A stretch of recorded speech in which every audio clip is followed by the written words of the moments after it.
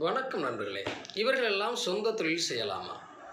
இப்போ தொழில் அப்படின்ட்டா ஜீவனஸ்தானம் அப்படின்ட்டா நம்ம 10ஆம் இடத்த தான் சொல்லுவோம். இந்த 10ஆம் இடத்தினுடைய அதிபதியினுடைய நிலை என்ன அப்படிங்கிறத நம்ம பார்க்கணும். தொழிலுக்கு காரக கிரகம் அப்படின்னா நம்ம சனி பகவான்னு சொல்லுவோம். தொழிலுக்கு காரக கிரகம் சனி.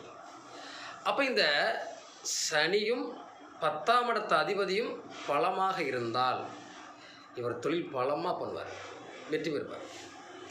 அல்லது இந்த 10ஆம் இடத்த அதிபதிங்கிற சொல்லக்கூடிய கிரகத்தோடு சனி சேர்ந்திருப்பது, அல்லது 10ஆம் இடத்த அதிபதியை சனி பார்ப்பது, இந்த அமைப்பில் இருந்து இந்த 2 கிரகங்களும் இன்னும் திரிகோணங்களில் கேந்திரங்களில் வலுப்பெற்று இருக்கிற போது தொழிலில் ரொம்ப சிறப்பான இடத்தை பிடிக்க முடியும்.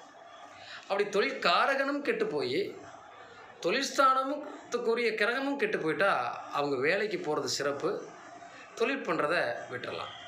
வாழ்த்துக்கள்.